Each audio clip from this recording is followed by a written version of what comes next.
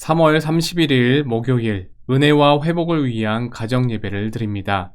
함께 주님이 가르쳐 주신 기도하고 오겠습니다. 하늘에 계신 우리 아버지, 아버지의 이름을 거룩하게 하시며 아버지의 나라가 오게 하시며 아버지의 뜻이 하늘에서와 같이 땅에서도 이루어지게 하소서.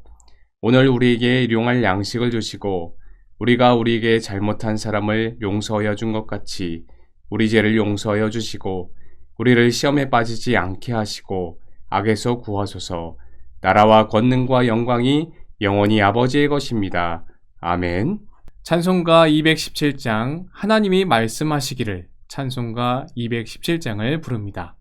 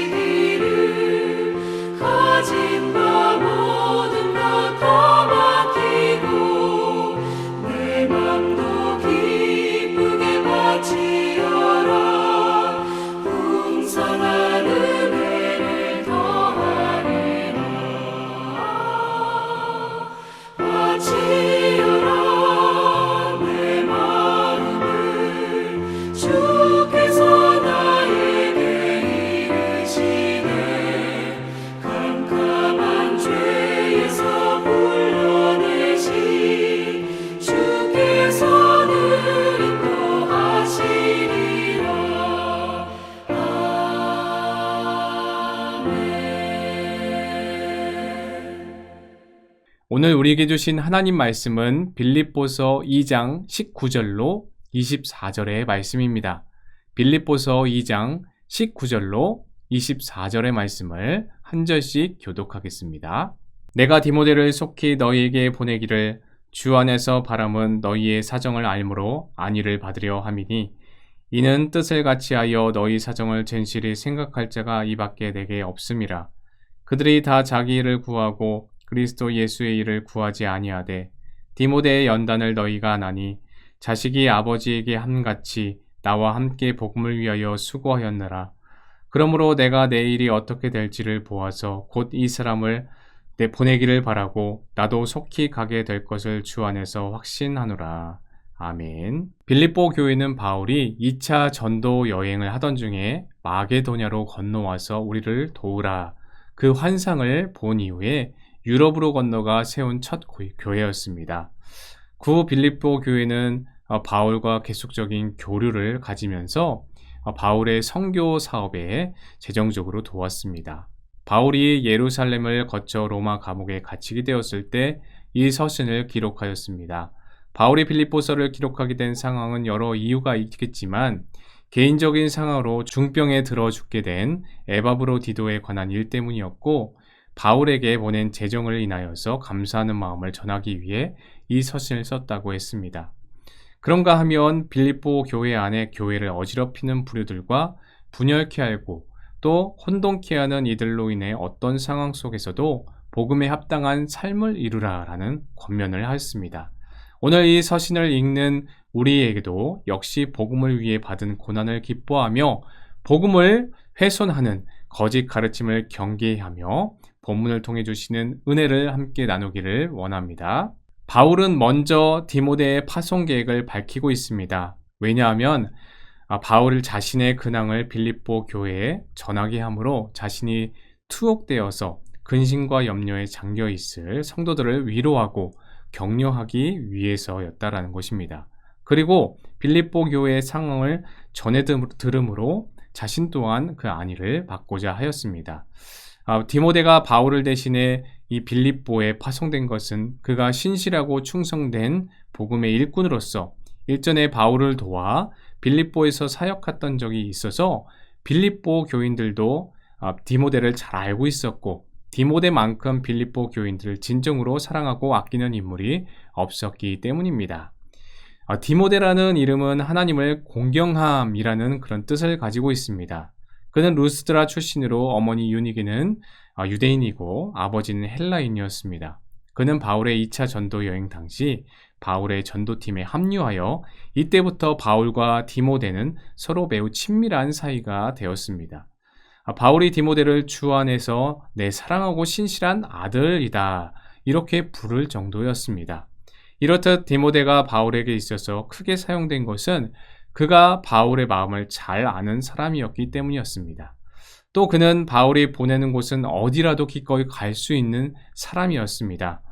디모데를 통해 바울 자신이 직접 전하는 것 같이 복음의 말씀이 지장 없이 전파되었습니다. 그래서 빌립보 교회에 디모데를 속히 보내기로 한 것이었습니다. 우리 교회의 상황은 황혜국 담임 목사님의 서울 장신대 총장으로 취임하게 되시면서 그간 목회 일념으로 29년간 사역하시던 교회를 떠나게 되셨습니다. 청빙위원회와 세강의 성도님들이 이를 위해 날마다 시간을 정해두고 기도하고 계시다라고 들었습니다. 앞으로 황혜국 총장님의 발걸음을 위하여 신실한 목회자들이 배출되어 한국 교회가 온전히 서 나갈 수 있기를 위하여 함께 기도하여야 할 것입니다. 또 남은 우리들은 청빙 과정과 교회의 안위를 놓고 기도하여야 할 것입니다. 그 가운데 하나님께서는 큰 뜻을 갖고 계시고 예비하신 선한 목자와 같은 분을 보내시어 세강교회 또한 굳건히 서 가실 것을 하나님께서는 원하실 것입니다. 이에 우리는 바울과 같이 디모데와 같이 안위의 전달자가 되어야 합니다. 성도 간의 화목의 소식을 전하고 기쁨의 소식을 전하여 안위해주는 역할을 감당해야 할 줄로 믿습니다. 그런가 하면 20절은 바울이 디모데를 빌립보 교회에 파송하게 된 이유에 대해 설명을 하고 있습니다. 바울은 이는 뜻을 같이 하여 너희 사정을 진실히 생각할 자가 이밖에 내게 없다라고 하였습니다. 여기서 뜻을 같이 한다라는 말은 친밀하고 깊은 관심을 가지고 돌보아 주다라는 의미를 갖습니다. 문자적으로 직역을 하면은 같은 심령을 가지다라는 뜻이 되겠죠. 그러므로 투옥된 바울 주위에 디모데를 제외하면 친밀히 돌볼 자가 없다 하는 것입니다. 또 바울의 생각과 뜻을 같이 하는 자가 디모데뿐임을 의미하기도 합니다. 그리고 너희 사정을 진실히 생각할 자란 말은 디모데가 빌립보 교회를 잘 목양할 수 있는 목회자임을 밝히고 있습니다. 여러분, 이처럼 디모데는 바울과 뜻을 같이 해주는 바울의 참된 동역자요 친구였습니다. 투옥된 바울의 마음이 얼마나 적적하고 외로웠을까요? 석방이 빨리 되어서 온 교회를 돌보고 더 넓은 세계로 가서 전도해야 하는데 갇힌 몸이 되어 있으니 얼마나 답답하겠습니까? 디모데는 그러한 바울 곁에서 바울의 뜻과 함께 바울의 수족의 역할을 하였습니다. 우리 역시도 이와 같이 주의 일에 힘쓰는 사람들과 하나님의 뜻을 함께 하기를 원합니다.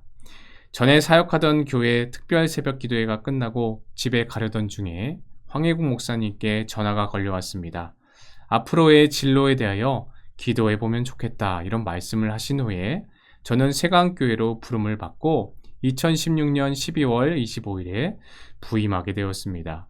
존경하는 목사님 옆에서 함께 사역을 지켜볼 수 있고 동참한다라는 생각에 진지하게 사역을 하였습니다. 가까이 지켜보면서 목사님의 노고를 모두 안다고 할 수는 없지만, 그러나 이전에 알지 못했던 그러한 우리 목사님의 부지런함을 제가 새삼 깨닫게 되었습니다. 부지런히 설교를 준비하시고 열정을 다해 전력 질주하시는 그 모습을 보면서 큰 도전을 받고 한편으론 걱정도 되었습니다. 저러시다 건강 잃으면 어떻게 하지? 라는 그런 생각이 들 정도였습니다. 수행을 하면서도 이런저런 이야기를 들을 때마다 속마음을 살짝 내비치시는 목사님을 보면서 정말 외롭고 답답하신 순간들이 많으셨겠다 하는 생각이 들었습니다. 예수님께서도 제자들을 보면서 말하지 못한 속내가 얼마나 많으셨을까 묵상이 됩니다. 십자가 고난을 앞둔 예수님은 얼마나 외로우셨을까요? 예수님을 따르던 사람들이 예수님께 한결같이 받기만 원하고 또 위로받고 싶어하고 기도받고 싶어하고 관심받기를 원하였을 텐데, 그런 반면 정작 예수님을 위로해주고 이해해주는 그런 뜻을 같이 하는 사람들은 드물었다라는 것입니다. 예수님과 마음을 함께하고 그분이 바라는 곳을 함께 바라보는 제자를 필요로 하셨을 것입니다. 우리가 신앙생활 하다 보면 교회의 문제나 위기에 놓일 때가 종종 있습니다. 이럴 때에 주님의 마음을 헤아려 서로 돕고 연합할 수 있는 저와 여러분이 되었으면 좋겠습니다. 합력하여 선을 이룰 때에 극복하지 못할 일은 없습니다. 바울과 같이, 디모데와 같이 그리스도의 몸된 교회를 사랑하는 마음으로 수고할 수 있는 저와 여러분이 되시기를 주님의 이름으로 축복합니다. 이 시간에 함께 기도하기를 원합니다. 뜻을 같이 하여 그리스도의 몸된 교회를 세워가게 하소서. 기도하겠습니다.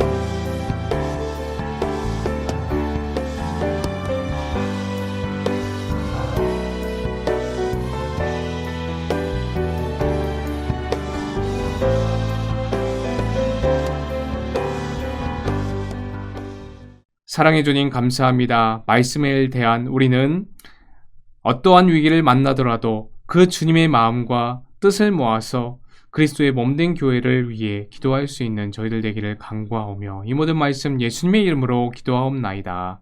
아멘.